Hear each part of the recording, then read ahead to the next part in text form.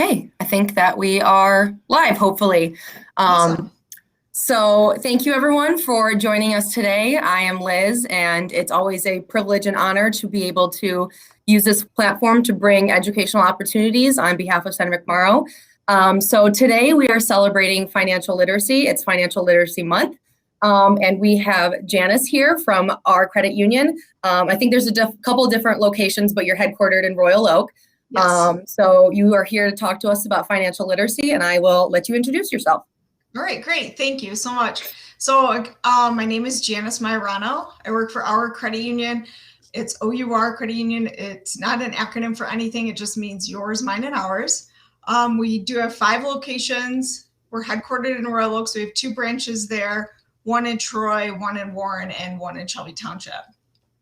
I'm Our Credit Union's senior marketing specialist. I develop and design ad campaigns and promotions for the most part, but I also present on financial literacy. So we do that in our community, in schools, libraries, nonprofits, and things like that. Awesome.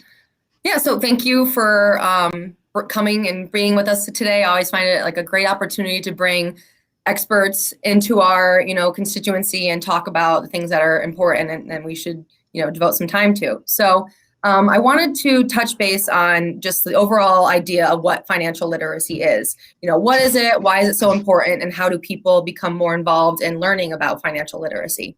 Yeah, for sure. So financial literacy is everything from understanding terms to successfully putting into practice a spending plan. I mean, that's smart money habits. That's kind of the gist of it.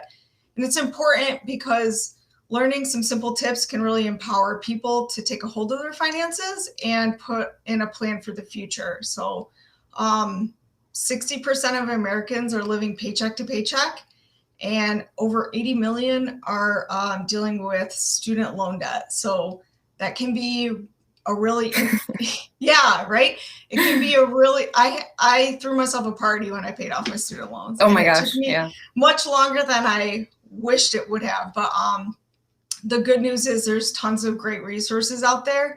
And yeah, it's just the majority of people grow up with little or no exposure to financial literacy.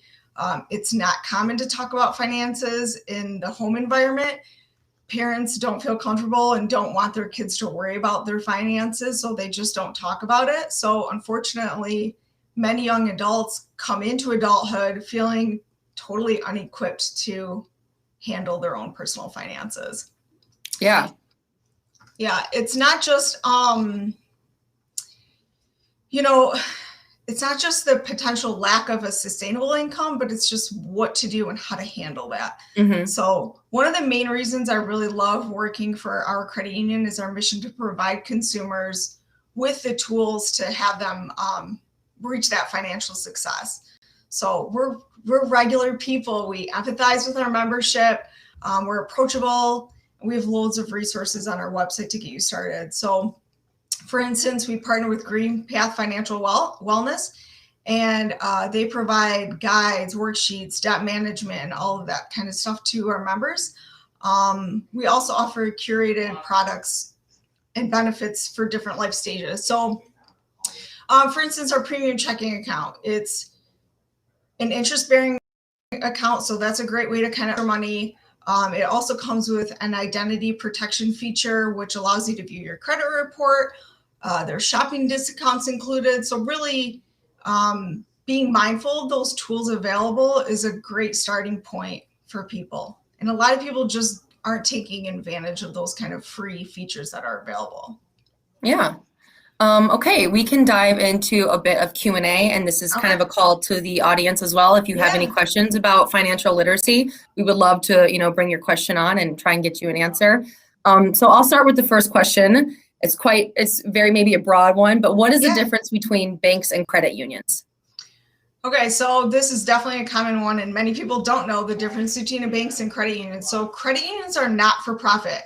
We're not nonprofits, but we are cooperatives and we are built for the membership. So a credit union just means that everyone who belongs has something in common. So for instance, our credit union, our field of membership is the entire state of Michigan. Some credit unions are seg-based, so they serve a particular business group or a community group, but basically they have an umbrella of something in common. So they have a field of membership, but they're also more likely to have lower fees on average and great interest rates. Plus they're small, but they still offer the same great services. So many people think, well, credit unions only offer savings and basic loans, or that they can't get a credit card through a credit union, or they can't access their money. There's only 2 locations or whatever. Even I just said we have 5 locations. Well, that might not be convenient to many people, but we are part of a cooperative. So that means you can go into any number of credit unions across the nation and access your funds. So we're actually able to service people across the whole nation through 5,000 shared branches and free ATMs as well. So those are kind of the bigger differences between banks and credit unions. Like I said, just kind of more that hometown feel. You're more likely to get just that personalized service with a credit union. Our board of directors are volunteers. They're not paid. They're not stockholders, so there's that too. And we are insured by the NCUA. So a lot of people also think, oh, well, my funds aren't insured by FDIC. They're not insured by FDIC. They're insured by NCUA, but still insured. Yeah. Yeah. This is kind of maybe a better question for individuals, but how much should I be saving per pay period? Okay, yeah, for sure. So it really depends on the individual. The best thing I can say is develop a spending plan. You're going to want to track your spending for a month. So try not to, when I say this, people want to be like, start cutting things out. They're more mindful of it, but I really want to encourage people to spend the way that they normally would spend. And then from that, look for opportunities to cut pieces out. Yeah. Don't forget about payments. Don't forget about subscription plans and things like that, because those are the things that add, your Spotify account's only $10 a month, or it's only $15 a month, but you add all those up and that adds up. Multiply that over the year. Yeah, they sneak up on you. Yeah, exactly. So look for opportunities in those places where you can kind of save money or cut that and save. The most important thing is not how much, but being consistent about it. So we really just encourage people to start small and then build from there. So once you have kind of a confidence level at a certain point, build on that. And then create check-in points for yourself. So New Year's resolutions are great, but it only comes around once a year. So we really encourage people to set quarterly goals and celebrate those successes. Yeah. So I guess the, kind of topic of saving money kind of jumps into the next question a little bit. But so say someone has a little bit of room in their account and they want to start investing. Where should they start investing, or how should they start investing? And, kind of the idea of investment is a little bit scary, but, it's something important that I think people should learn more about. Yeah, for sure. So one of the things I would do is look at your company's match options. So many companies offer a 401k match. So we would say, take advantage of the full amount that they'll match. If you're able to take advantage of the full amount, that's an investment for your retirement for the future, and you can put those funds into different accounts. And with that, I would recommend speaking with a financial advisor. Again, you're definitely not going to get away with taking full advantage of your opportunities without talking to somebody. It's not always this most comfortable thing to kind of walk in the door and be like, I don't know what to do, but that's okay. we partner with a financial advisor, Mike Bullis in Royal Oak, and he is phenomenal. He's one of the most down-to-earth people I know. And he, like I said, approachable, non-judgmental people. So really it depends on the individual. And I hate to be so broad and say, say it that way, but really where and how you invest really depends on what you have available to you, your age. Obviously, the younger you are, you can get into a bit of more fluid investment accounts that can kind of go like that while you're younger, but will pay off better in the long run. So yeah, speak with a financial advisor. I recommend Mike Bullis because he's awesome. Yeah. A little plug for him. Yeah, I was recommended when I started out in this field to be a little bit riskier with my investments because I have more time, with it. Yep, absolutely.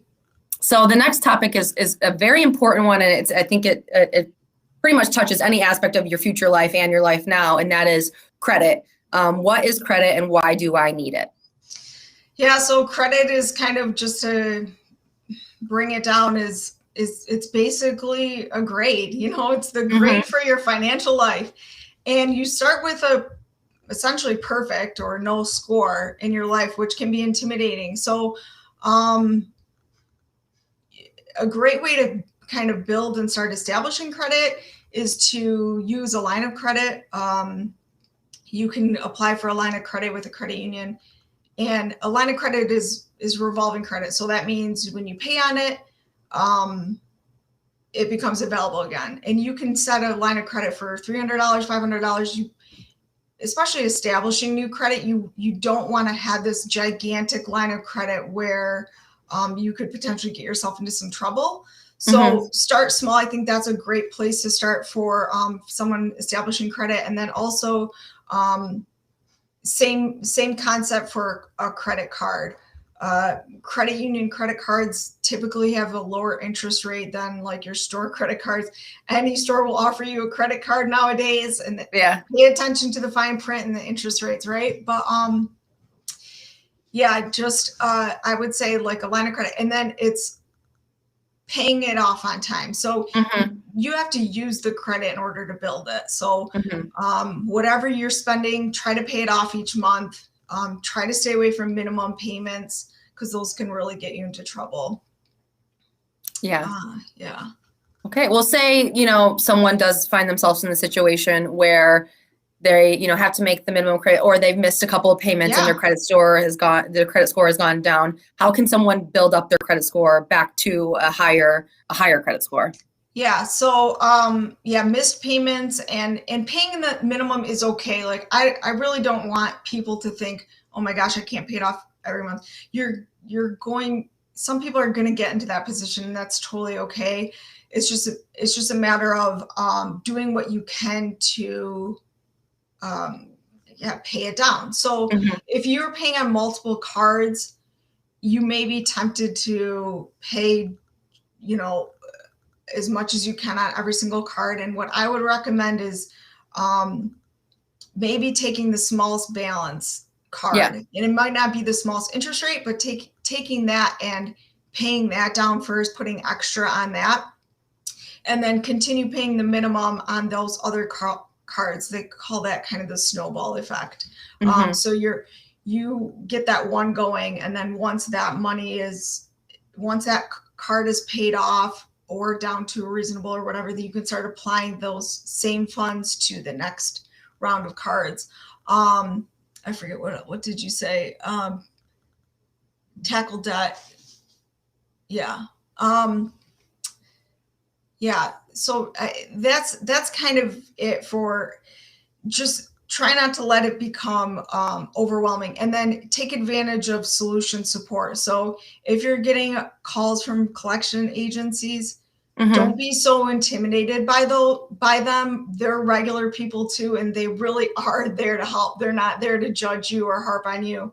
And they can oftentimes develop a plan to help you pay down that debt. So I mentioned GreenPath earlier, and they have a great debt management program where they work with creditors for people that are in kind of in over their heads and they don't know what to do, they can be put through this program and work to chop interest rates and help pay down debts kind of quicker, which is nice.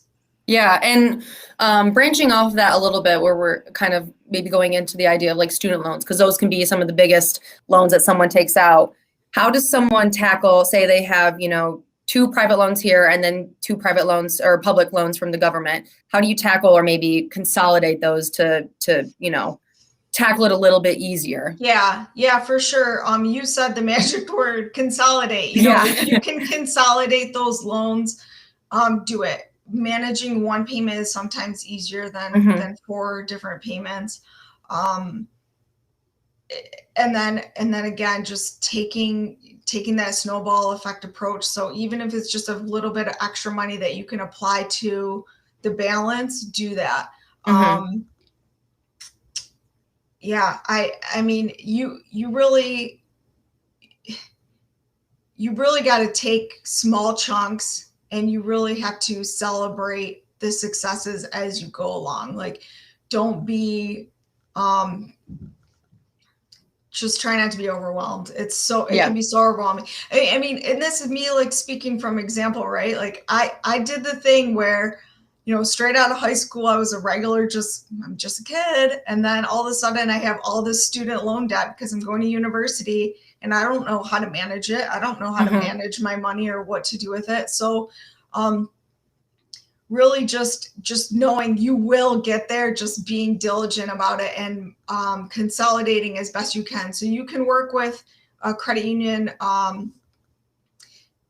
We offer student loan programs, so they're available, and like I said, they're there to help. So yeah, we spoke about that yesterday when because my parents didn't have any loans they took out. And so it was just blind leading the blind, kind of not knowing what to do. So I just, you know, was taking out loans left and right. And I just didn't have the financial literacy to understand like the impact or the responsibility it had of those. So, I mean, do you have any, you know, advice for, you know, those kids that are leaving high school or going into college of, you know, what they should know about these loans or any warning signs that they should be aware of?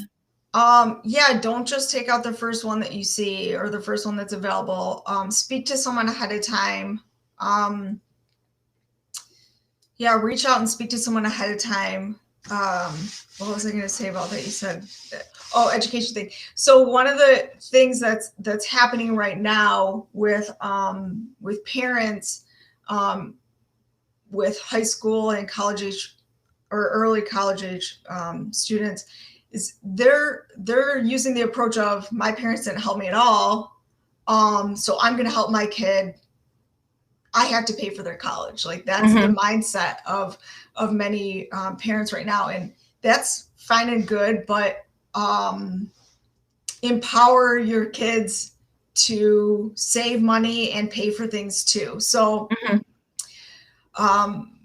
not just to jump right in and say, here, I'm going to take care of everything for you. Like, I mean, I wish my parents had the resources to do that. But it really, without the teaching moment there, it doesn't do a whole bunch. So whether your parents are giving you money for college or not, apply for all the scholarships you have available. Our credit union offers a couple of different scholarships. This scholarship season is closed for the time, but look for scholarship opportunities for your credit unions, your schools. There's all sorts of scholarship opportunities. So take advantage of as many as you can. Most applications are about the same. So once you've knocked out one, you can kind of move through those. And then as far as the student loan thing goes, research your options. You know, look for those kind of lower interest ones where you can defer obviously your payments while you're still in school, and even once you start your new career. And when you get that financial aid, use it for school. School. use it for school. But you know, it really, we don't want it to be like a job or intimidating to save money either. So make sure you're rewarding yourself. Like I said, like when you do those check-in points, like, make sure you're celebrating those successes, because otherwise you're just going to be miserable the whole time trying to save. And many times people will make the mistake of saying like, oh, they'll set the bar too high, you know, of how much money they should save each month. They think, well, I want to save, you know, $400 a month. Well, that's not realistic for a lot of people, especially right out the gate. And maybe you do have the resources for that, but not with your current spending habits. So that's why I really push to set the bar a little bit lower, set that initial savings a little bit smaller, so that you have time to kind of build up. And the earlier you start saving, the easier it is, because your lifestyle is going to change. And then when that happens, it's called like this lifestyle creep, right? So when your lifestyle changes, your income increases, you tend to start looking at some wants as needs, you know, like I need Netflix, I need to go out to dinner, you know, whatever it is. Be mindful of those lifestyle creeps so that you're still saving money and increasing your savings as you go, as things change, as you start having to pay for every single bill and every new thing that comes along, babies and things like that. Yeah. So one of the things I say in the high school is, you know, it's like I ask people like, how many of you are paying a cell phone bill or putting gas in your car? Like, take advantage of the things that your parents are helping you pay for, but recognize that it's not going to be like that forever. So you need to start thinking, you know, when I have to start paying for some of this stuff, what am I going to do and how am I going to do it? Yeah, I feel like you're talking to me a little bit, because my parents pay my cell phone bill still, and I'm on their health, insurance for 2 more years. So dude, I'm writing that out. I am not judging. That was me. I mean, it's, you know, before I started at the credit union, it's one of the things I love about working here is I get an opportunity to share financial education, which I didn't get. Like I was, like you said, those blind leading the blind. That was my life, and that was my family. And my brother was a natural saver. Like he had his first car when he was 16, and he, you know, and here I was like spending my money on magazines and candy, you know, or whatever. Like, so, it's no judgment here. That's, like I said, I'm happy to supply some education, and yeah. All right. Well, those are the questions I have, and I don't see any in the comments. So I know we just kind of touched, I guess, the surface of financial literacy. Where can people go to find out more and find those educational tools? Yeah. So, Green Path is a great resource. I'll send you a couple things. I'm happy to take questions. I'm happy to take questions. Look for what products your financial institution offers. So whether it's a bank or a credit union, I obviously think are great. I wouldn't be working here for as long as I have if I didn't think that. But really look at all the services that are available to you. There's side savings accounts available. We offer a free credit review. So one of the biggest things is people think that looking at their credit is knocking their score. Well, viewing your credit doesn't knock your score. Having a credit check for new credit does affect your credit score, but you really want to be checking that. So annualcreditreport.com is a great resource for reviewing your credit report. So I think those are the big annual credit report, that Green Path website. And you can access those from our website. So I'll share that information with you too. Awesome. And I'll put that in the comments so people viewing this in the future will be able to access those resources as well. Great. So awesome. I just want to say a big thank you to you and our credit union for joining us and, providing this educational opportunity. So on that note, I'm going to say thank you again. And I'll give a Warm welcome back to Senator Hello. Happy Friday, everybody. It is my first Friday back since going out on maternity leave. So for those who weren't aware, we welcomed our first Noah Riley Wirt on January 29th of this year. She is now just shy of 3 months old. And it was important for me, for a number of reasons, to be able to take that time. So I am really excited to be back in full action, and first want to give just a huge shout out to what I think is the best damn legislative staff in Lansing, who have not only kind of held things down while I've been away for recovery, for taking care of Noah, for bonding with Noah, but it's been pretty cool to watch things evolve in our office too. And I think this virtual coffee hour is a perfect example where when we launched it, it's typically me rambling about legislative updates and taking questions, but it's really exciting to see Liz bring on people like Janice from our credit union to offer an educational opportunity for our constituents as well, and touch on topics that are really important, and create kind of a virtual show on Fridays for all of you, which I think is super cool to see. And I am just so grateful for everybody on my staff who made sure that my time to welcome Noah into the world did not cause any interruptions at all for our constituents. That was really, really important to me. So I'm back. I will be back in Lansing next week, and I know every single working mom feels this innately, and I have always been supportive and an advocate for everybody to have family leave, to have paid time off, to be able to not have to choose between work and family. But as every mom and dad knows, you don't know that intimately until you are in it. So we'll share more in the coming days, and we'll be announcing a working roundtable that we'll be doing to address what has become, I think, a really important focus, especially throughout the pandemic, is the impact that the way we work hurts women. The record number of women who have left the workforce, who don't have access to paid leave, and what that means for growing our economy and making sure that the way we work works for moms and for families, so that we can grow our population, continue to attract and retain the best talent, and make sure that we are a family-friendly state that works for everybody.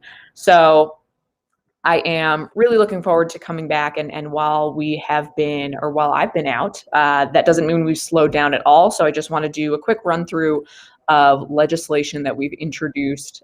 So huge shout out again to my Chief of Staff, Molly, who helped coordinate, getting bills drafted, sending copies home with me to my colleagues who dropped them off at my house while I was here with Noah, so that I could sign bills, get them back, and keep introducing legislation that matters to you.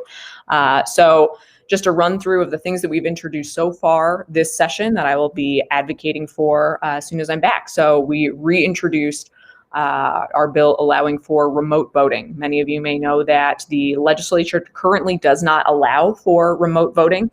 Not only is that important for people like myself who were here on maternity leave after delivering my first, but also for certain emergencies. We saw this with the number of days that session was canceled during our previous session, whether it's from a COVID outbreak, whether from threats to the Capitol, especially as we've seen the rise of anti-government extremist groups who took on our state capitol last year before the U.S. Capitol on January 6th. And the goal, particularly for groups like this, is to cause disruption, is to shut our government down. That is unacceptable. So whether it is a health emergency, whether it is a weather emergency like the polar vortex, or whether there are anti-government extremist groups out there who do want to disrupt our government and stop the process from working, I think it's absolutely critical that we evolve the legislature to have a contingency plan so that we cannot be disrupted and so that we can continue working on your behalf. It is an unnecessary threat that we have in place for no other reason than this is the way that people have always done it.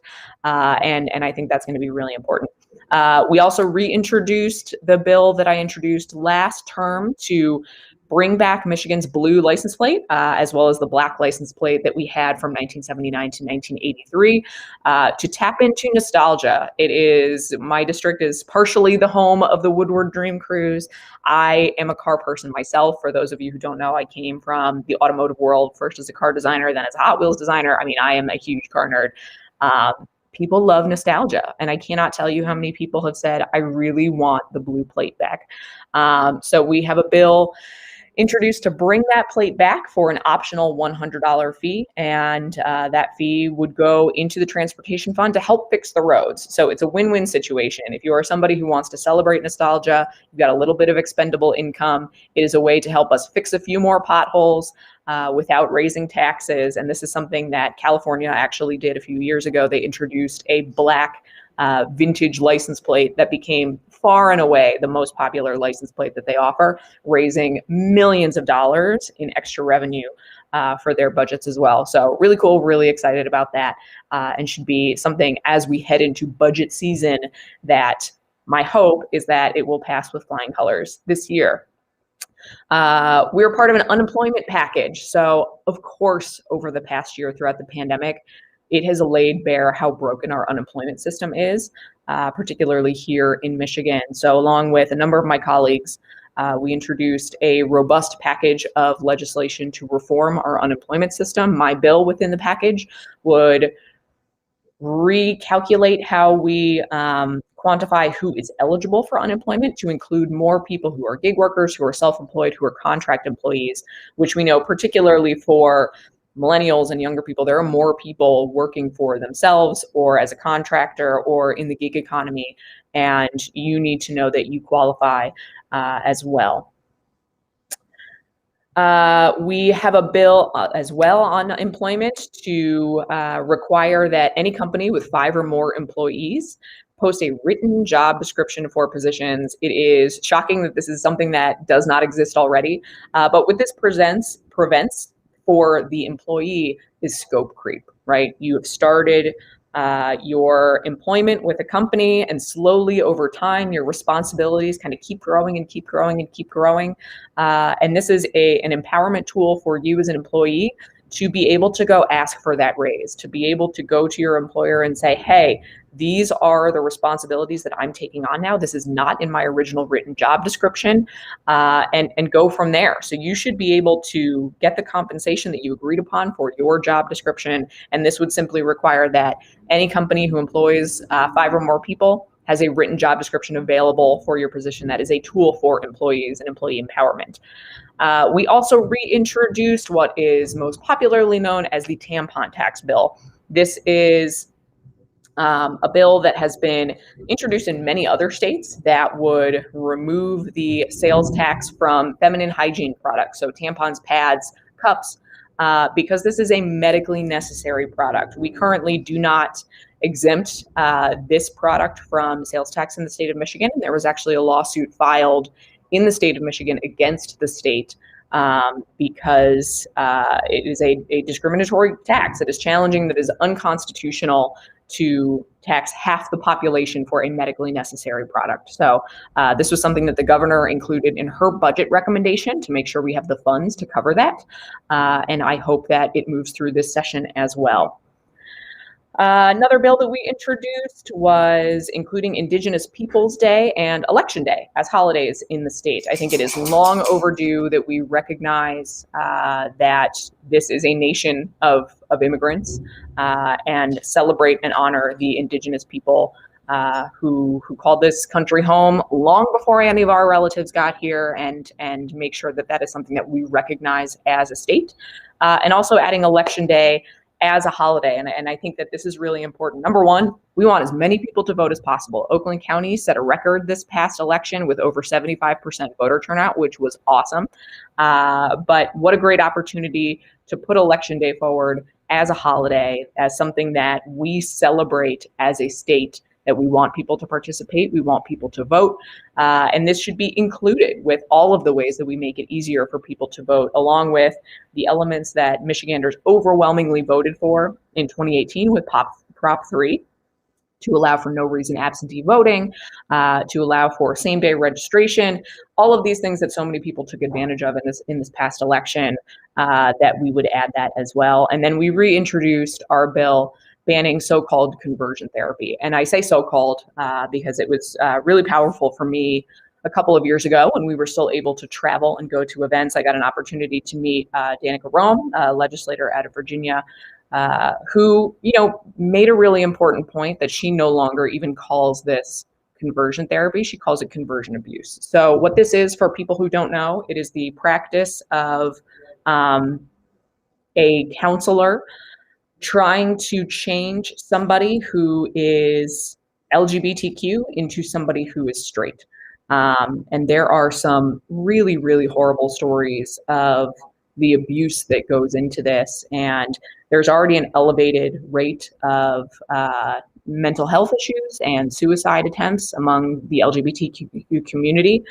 But that is even heightened when you have somebody who goes through a program like this, where somebody is telling you and trying to force you to be somebody who you are not. So what our bill would do, and this is a bill that has been adopted again in many other states under both Republican and Democratic governors, would be to prohibit a licensed mental health counselor from practicing this damaging practice on minors. So this bill is really important because this is child abuse. This is somebody who is already going through an incredibly vulnerable time of their lives. And what we want to protect is for parents who may be very, very well intentioned and struggling with, how do I help my child figure out who they are, deal with these complex emotions. And anybody, whether you're gay, straight, it was an awkward time for all of us figuring out who we were. So there are well-intentioned parents who are out there looking for licensed therapists to help counsel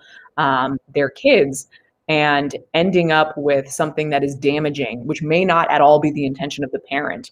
But we want to make sure that, this practice, which is widely discredited by every mental and physical health organization, is not advertised as therapy, because it isn't. So if you are a licensed counselor in the state of Michigan, you would be prohibited from utilizing this damaging practice on minors. I really, really hope this passes this session, because it's sends a message about who we are as a state, and that we should be protecting our kids. So that's the summary of what's been introduced so far. I am looking forward to coming back next week and rejoining session, being physically present in Lansing. And we are beginning the throes of budget season. So at the beginning of the year, the governor presented her budget plan to the legislature, what her goals are, what she would like to see in the budget process. And then the next step of that process is the legislature offers up all of the budget bills in appropriations committees. So both the House and the Senate put together their proposed budgets. And then we go back and forth on negotiating. And constitutionally, we are set to have a budget by October 1st. So that's what we will be working towards. That process is just beginning. We have seen some of the budget bills that have come out of the House are, for the first time ever, only budgets for a quarter of the year, which is a disaster for any department, any agency, for schools, for planning purposes, to have to plan a quarter year at the time. So, my hope is that is not, I don't think that's responsible fiscal management at all. I hope that's not where we move forward, but we will dig into more of that. And I'm sure we will have events and email newsletters all about the budget for anybody who wants to learn more. So with that, I've rambled enough. And I'm glad to be back and thankful for my staff. So I'll pause for a second. I haven't seen any questions or comments come in, but Liz, if you've seen anything, I know you're kind of waiting in the wings. And if there's something to tackle, great. I'll give it a minute. So for anybody who's new to these, this is your opportunity to ask any question you want. Type it in the comment section, whether you're watching on Facebook, YouTube, or Twitter. We will see it and I'll be able to answer it. So last call for questions or comments. Otherwise, it's really good to be back. And thanks for everybody who sent a note, checked in on Twitter or Instagram or saw pictures. A lot more to talk about why this time was so valuable. But I can say confidently, I have used every single minute of it. And it's a bare minimum, and it should be available to everybody. But I'm glad to be back, and thankful for my team, and thankful for everybody who has been so supportive, and thankful to be back representing you. So without seeing any comments or questions come through, I will leave it at that. Happy Friday to you, and I hope you have a great week.